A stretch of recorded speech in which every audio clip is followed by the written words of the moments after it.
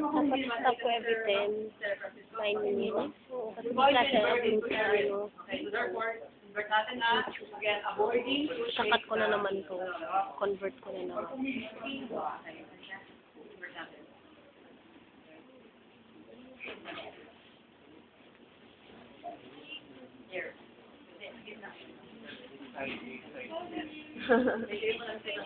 Ginagawa mo yun eh.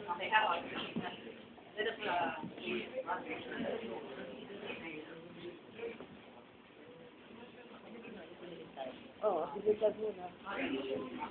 Hapon. Just merit. Diba? Pag natanggal na yung ano ha, hindi ko lang kapag kasi marami na lang tayo eh. Okay, so you don't have to air it to air. Okay, yes, ano, yes, tumalit sa pasyente. Pinatala. So, siyempre ito i-air nyo, nang hindi pa sinasabi ko 2 kilo, yung muscle scarring. I-air na siyempre para ma-release yung mga, ano, di ba? Oh, yes, para, yes, to air dry, di ba? To dry it. Siyempre, may mamikrobyo, mamamatay. Alam natin ang mamikrobyo cannot live in, di ba? Dry environment. Kung moist yan, yung mga pawis-pawis ka matanggal. Okay? Kaya lang nga, Gawin ko rin sa ano. hindi na ganito ang mga mattress, ang mga foam, di ba? Then I cover it with leathers na, kaya yung ano na. And therefore, that will protect yung mga foam. Okay?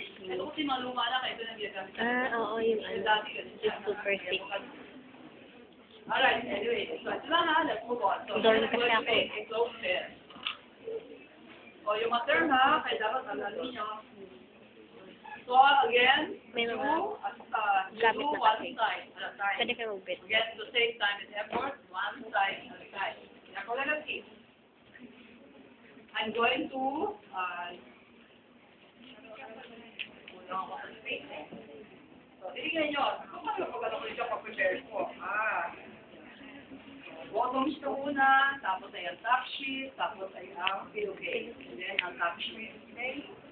Therefore, let's see. How do I spread it? Dadahan-dahanin ko ha. Since halimbawa pagkakabon dito is not, yung correct. Halimbawa katulad dito kasi, yung inside portion siya yung nakalabas, di ba? Ano ba dapat nasa, sa bottom sheet? Ano naka-expose? Yung smooth side. Therefore, that's the right side, di ba? Okay. So, ngayon, I'm going to spread it. So, I'm going to start from the head part. Kasi bottom sheet ito. I'm going to start, bottom sheet. I'm going to start from the foot part, sorry. Foot part. Okay, facing the center fold of the sheet to the center of the mattress. Center fold to the center. Okay? Center fold. And of course, yung hemline, again, I am applying the bottom sheet ha. I start from the bottom, from the foot part, placing the center fold of the sheet to the center of the mattress with the hemline parallel to the edge of the mattress. Parallel to the edge, hemline. Okay? Next, I'm going to spread it.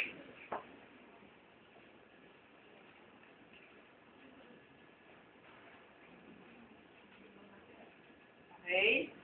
Ayan. Then, of course, again, spread it. Spread. Hemline. Kaya bakit ba sa center fold to the center of the mattress? Why? Alright. Para equal yung side ay equal, no? Equal ang side.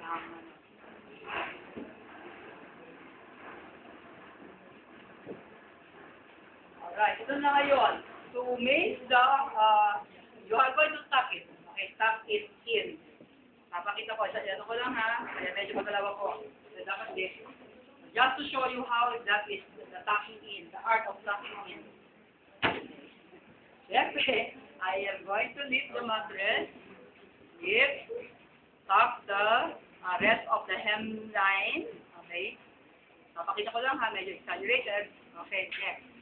And then, of course, kayo ba ay nagbabalot ng gift wrap na mga gift, kayo ba nagbabalot ng gift ninyo sa kanila?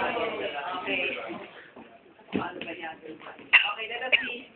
Yung yung grade lang sa inyo, yung half mitered corner na tinatawag. Half mitered corner. Ito yun. So therefore, you have tucked the hemline sa pasok. Tapos you lift yung, yung laylayan, di ba? Yung hangin. Alright. Yung sabi ni Sheikh, ha? Pinapakita ko lang para, okay? So, gagawin niyo, no? Dapat ay perpendicular in relation to the bed, to the mattress. Okay, release. And then, of course, you tuck it in. Okay, paano yun? Wider base support, one foot forward. Then, you bend. And then, rocking. Okay. Paano niya? Alright? There. I'm going to tuck this in also. So, one foot forward. Hindi kung ganyan lang kayo. Hindi ako kayo. Makamatong ko kayo. One foot forward. Then, okay. One foot forward.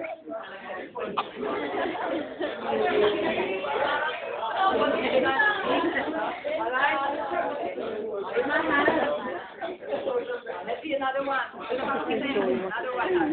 Siyempre, I'm going to... Siyempre yung ano ba, ayusin nyo para maganda.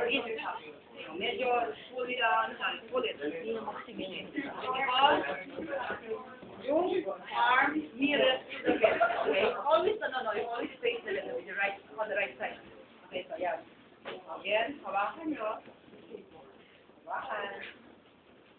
Dapat ay pull. Okay. Perpendicular. And again. One foot forward lagi lahat.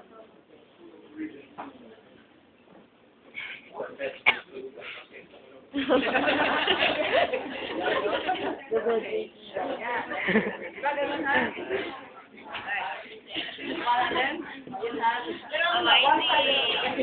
One side at a time. Nakita ko lang. Okay, one side at a time. Okay, just to show lang.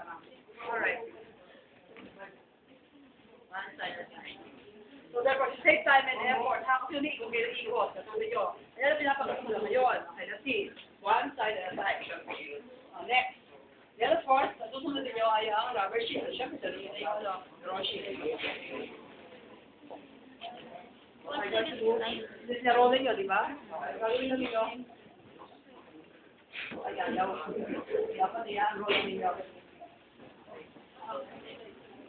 Di ba, dito talaga kailangan nyo kasi mag-occupy ng kama nito ay, of course, yung postpartum patient. And therefore, placement is all the abdominal side. Okay, let's see. This time, yun namang draw sheet. It doesn't have to be equal in size. Yung spreading on both sides should not be equal. Why not? Kasi, kung minsan magkikipit ka baka mas-solid this part. Then all you have to do is just move it. Okay, you just adjust it. And therefore, it doesn't have to be of equal size. About again, always you move, yung smooth side ang sa likod, no? Kasi pasyente, ayan nga, higa na pasyente yan. Therefore, get spread it. Yes. You should cover the rubber sheet. Therefore, just enough, no? You should have a length should be just enough for you to stock it, but not too short for it to be loosened later on, no? Okay. Again, don't get that. Okay.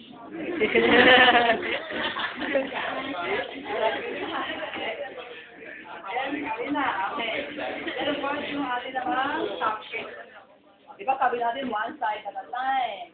One side at a time. This time, pag yun ay top shape naman, smooth part, side, is inside. Okay? Okay, that will come in contact with the patient again. Yan yung nasaan. Smooth side at the inside. And this time, of course, you're going to start from the what? Okay, you're going to start from the head na this time. Bakit head na? Why head? Okay. Alright, let's say, yes, you're going to pull it here later on. Okay. It has to be open. Okay, therefore, smooth side. Okay, in the center fold again, center fold to the center fold to the center. Then again, with the hand line over the edge of the bed, hand line over the edge of the bed. Okay.